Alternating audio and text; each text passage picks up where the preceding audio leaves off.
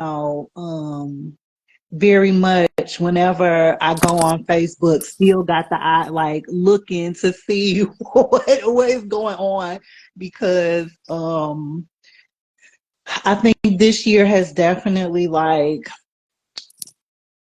just shown very clearly like how other therapists are thinking about religion, spirituality, how folks voice what they feel about it, Mhm. and again, it's just very telling, about, and they may not see it that way, but for me, it's very telling, about what type of therapist, or let me say it like this, what type of capacity they hold related to difference.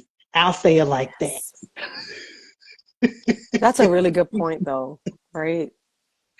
Yeah, because I saw today, I think it was on like the Black Therapist Rock Facebook page, somebody asked a question about like, how do you bring up spirituality to someone, during a session, or like how do you incorporate spirituality, someone else's spirituality, into a session. And I thought it was a really interesting question, and just in the sense of, if you are not a therapist that is comfortable, you know with religion or spirituality, or a religion or spirituality that's different from yours, also, if you are not versed in, and it reminded me of like the spiritual assessment conversation that we have on the page, but then also in McKinney's book, Hmm. her assessment, like if you're not familiar with how to assess spirituality,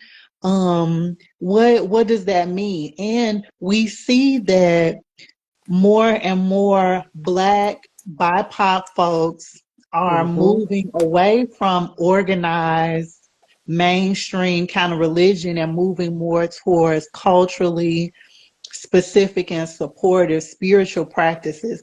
And that absolutely shows up, in the therapy room, and so Hmm. it, it just makes me wonder, like, how are people holding space for that, how are folks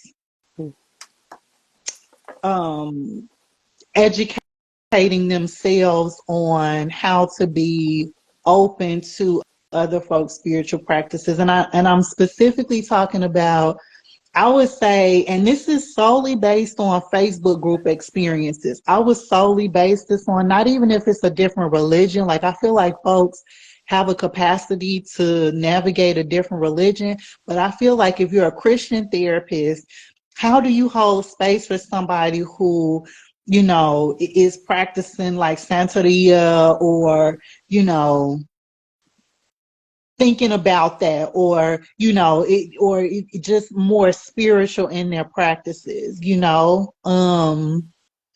just makes me wonder about that. You're absolutely